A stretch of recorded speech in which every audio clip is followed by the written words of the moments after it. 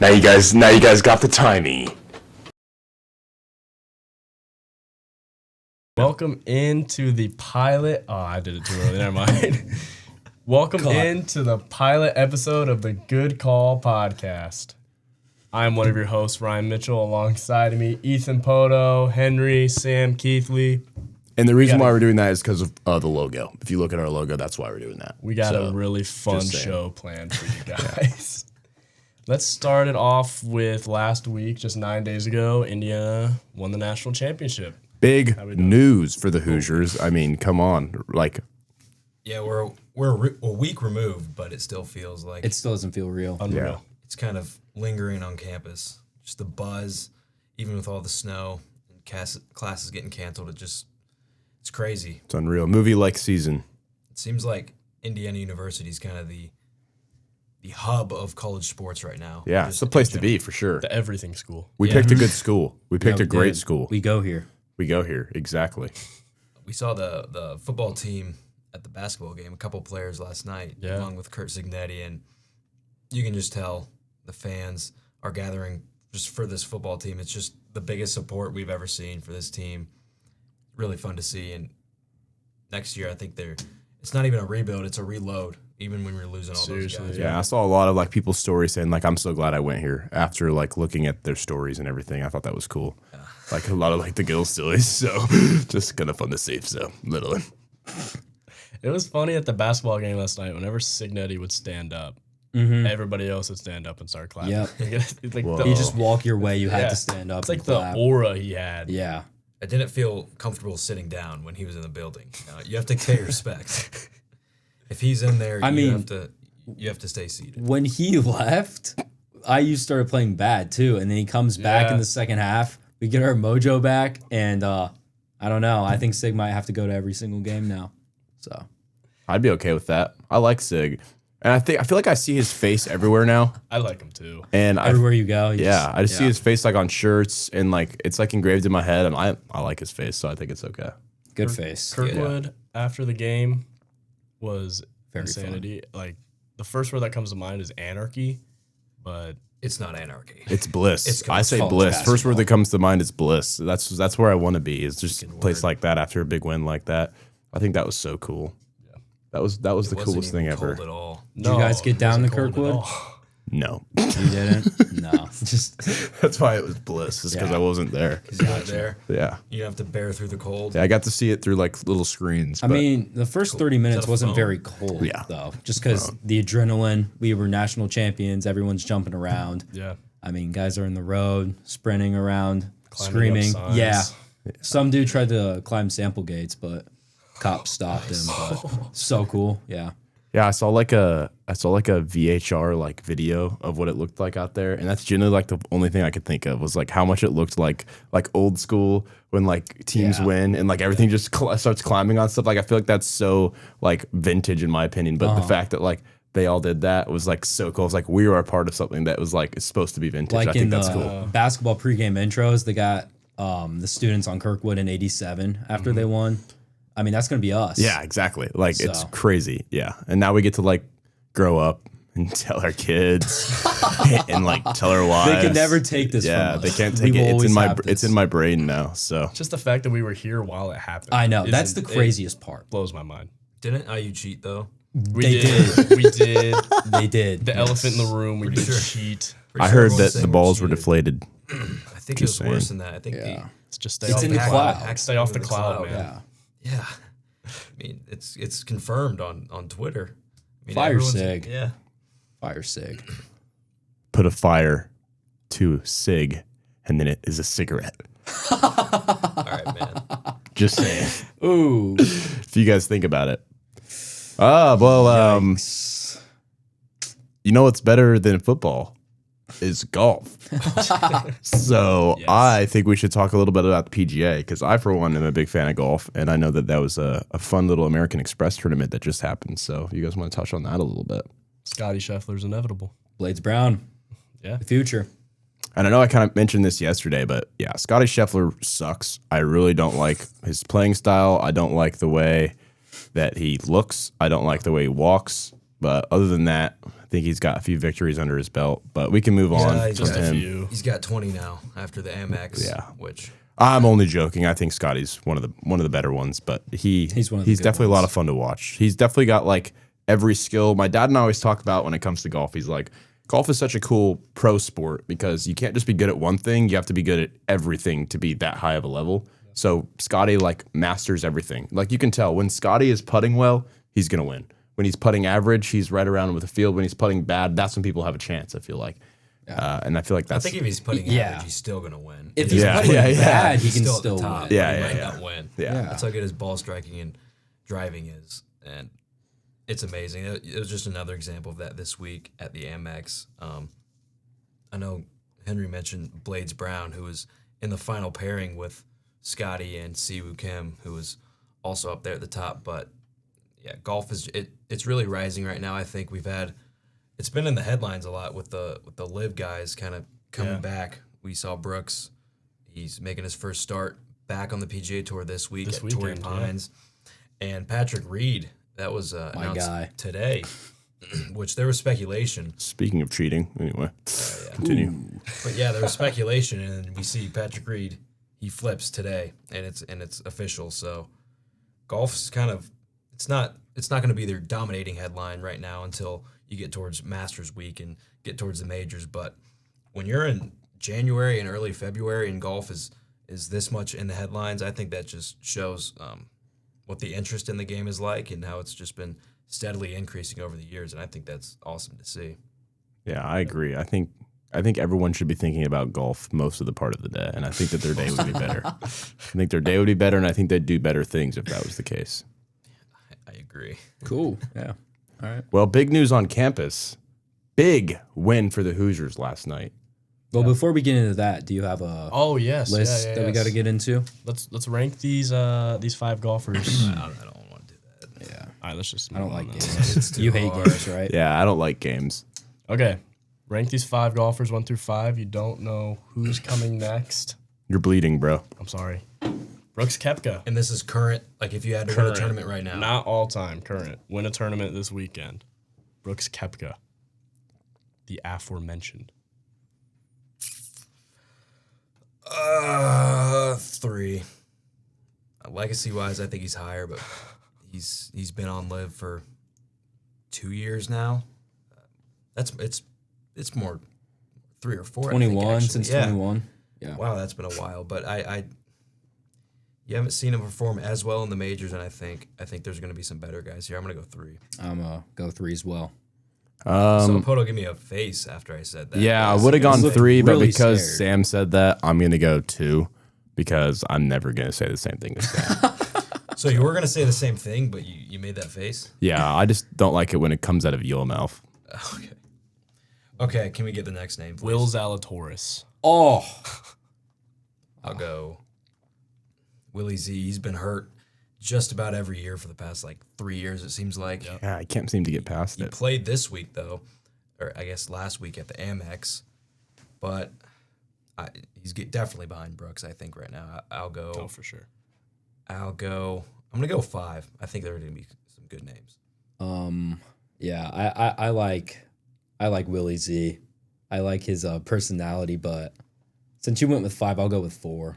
Yeah, I think I'm gonna agree with Henry. I like 4 for Willie Z. I think like Willie Z is out there too because I feel like he's one of the young ones, and I feel like that to me is cool because One of the good ones. Yeah, he's one of the good ones. So He's always got a smirk on his face. and he's got some good style on him. Like I feel like he's always got some sort of fit that I like. So I'm gonna go 4.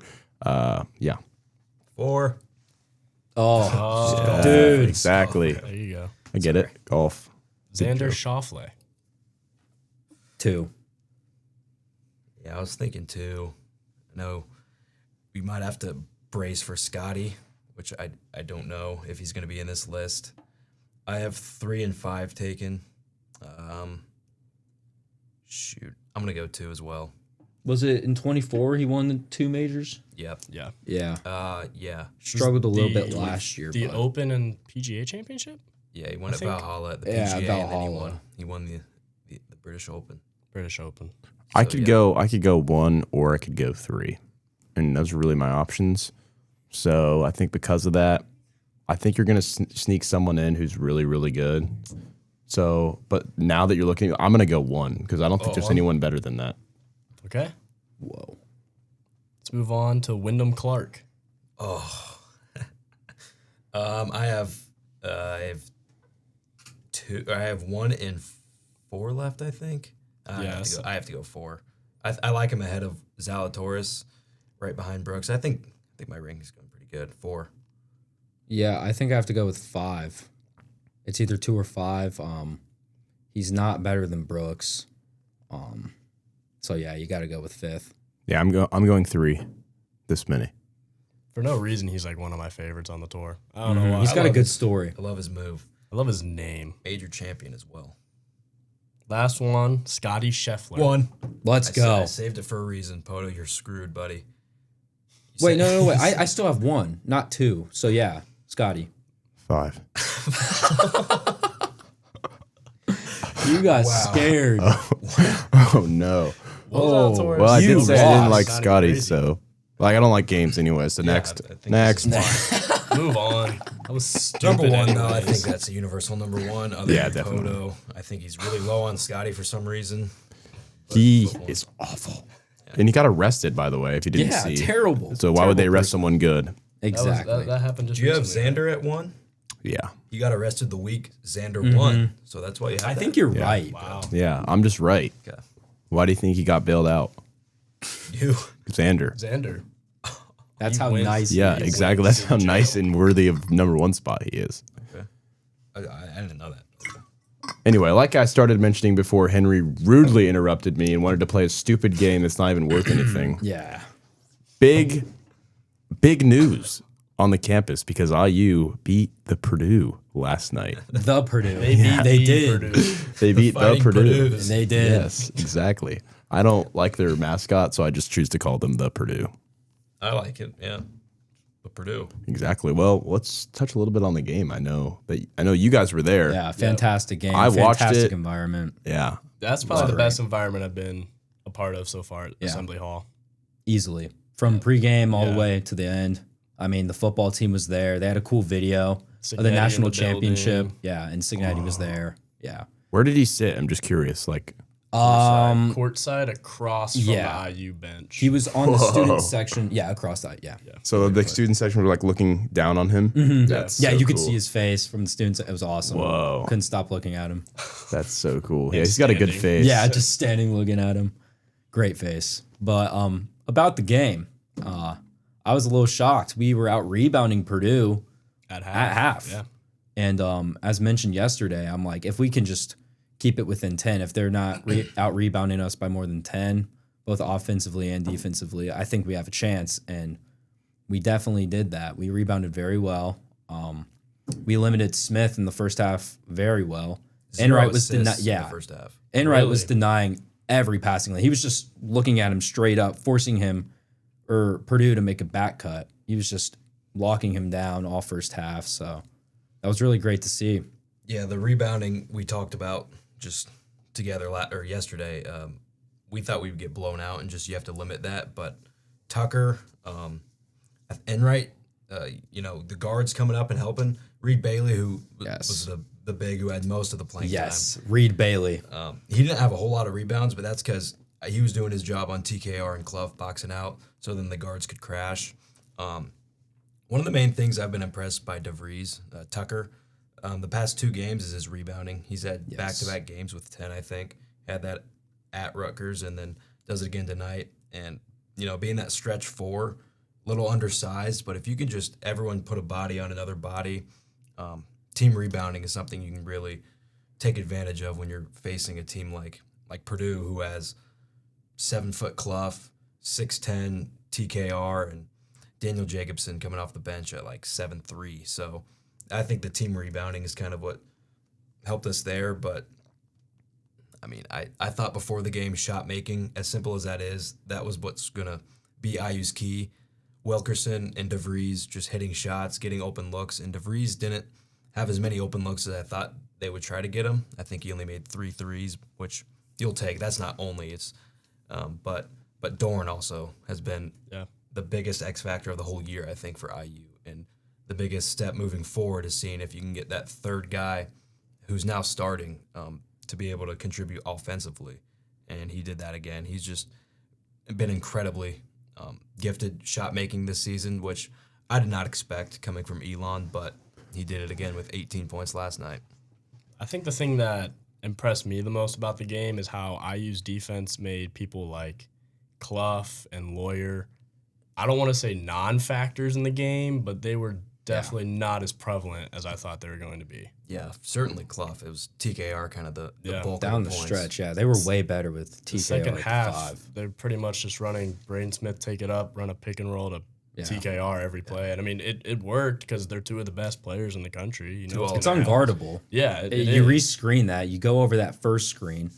They set that rescreen again. You got to come up and help.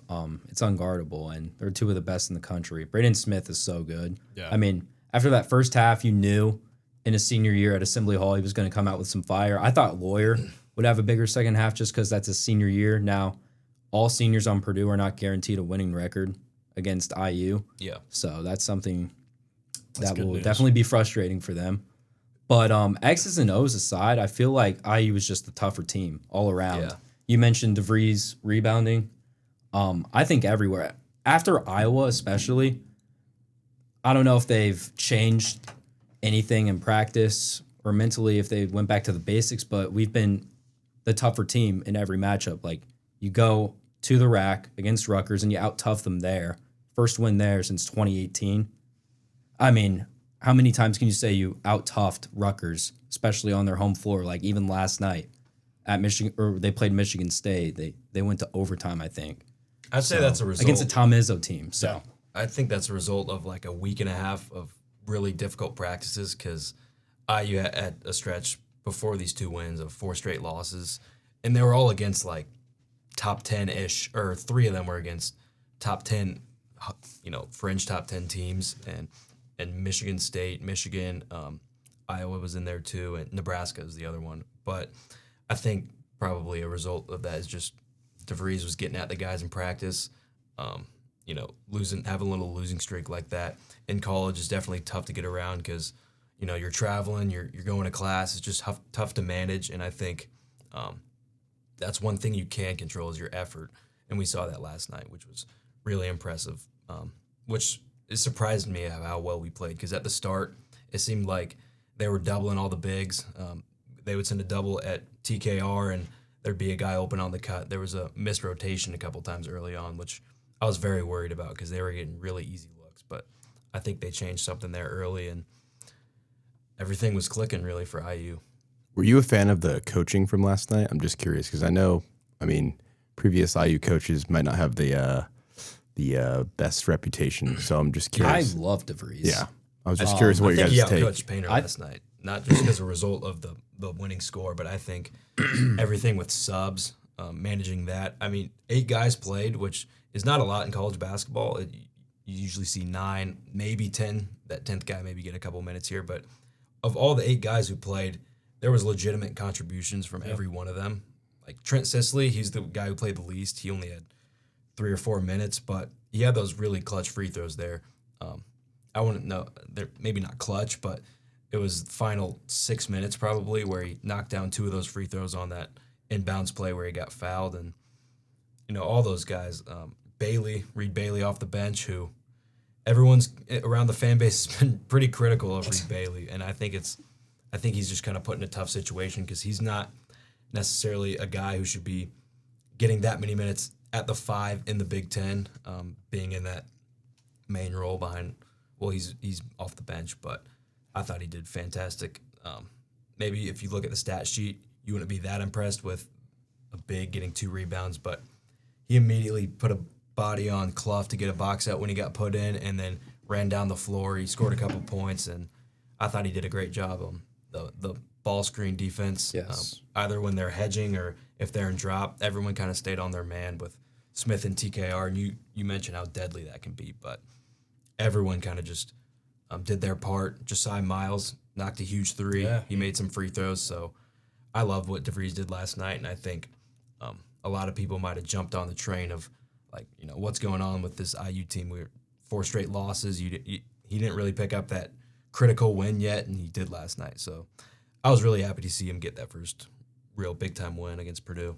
Oh, what do you think that'll mean for the rest of the season? Like, do you think that they'll, coming off a high note, do you think we'll play that much better in the next game? Like, do you think that'll really give us some momentum? I think this might be the first time since 2023 where the team's actually gotten better as the season's gone on.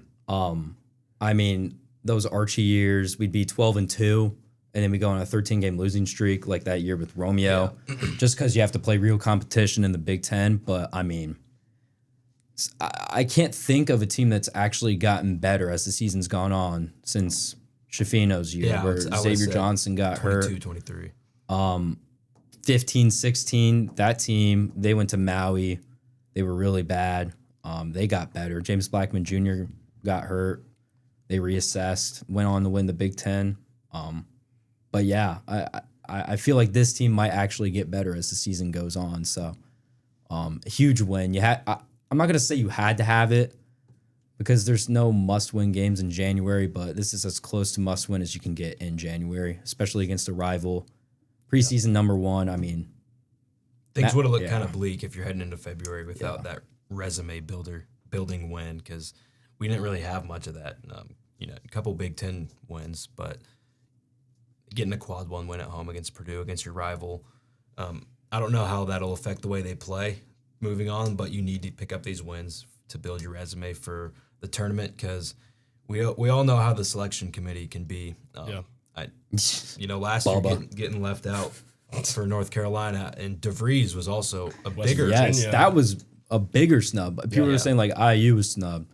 West Virginia blows my mind how they did not make that. Some bracketologists had them seated in the 8-9 slot. Like, unbelievable how they didn't do that. Darren DeVries knows more than anybody that you need to pick up these wins early on just to build your resume. So that's the main thing that I took out of that. I thought the previous Saturday would have been kind of your first step to get that against Iowa, which we know they didn't, but that made Purdue all more of a big win to pick up. Do you think that all these guys like playing together? Do you think we're past the point of where these guys playing together for the first time is like that chemistry wise is already there? Do you think it's a great question. Going to get better? Yeah, it's going to get. Good question. That's a great question. I think they found an identity because early on in the offseason, you heard DeVries say, "Yeah, we're going to shoot a lot of threes. We're going to play really quick." But then in the half court sets, you see the offense gets kind of stagnant. They're not playing that quick. They're shooting a lot of threes, but early in the shot clock, I mean, there just wasn't really an identity. And then after the Iowa game, they've been crashing the boards. I mean, Sam Alexis gets 6 blocks, over 10 rebounds at the rack. I mean, we out-toughed Purdue. How many times? I mean, that hasn't happened at all in the last 10 years. It's usually the opposite. We usually have more skill than Purdue, but it doesn't matter because they out-tough us. But yeah, I think that's the main thing. We identified we need to be tougher, and I think the sky's the limit now. I mean, it's a complete new group of guys, but that's not an excuse anymore. It's almost February, so I think they only get better. There's such a huge difference winning this game, going on to the West Coast trip now. Because you go to UCLA and USC. It's way different coming off a win against your biggest rival than what would have been your 5th straight loss going against 2 quality teams out West. It just makes all the difference in the world. Like, winning that game didn't feel like the season was on the line, but it definitely feels like the season has a different trajectory now.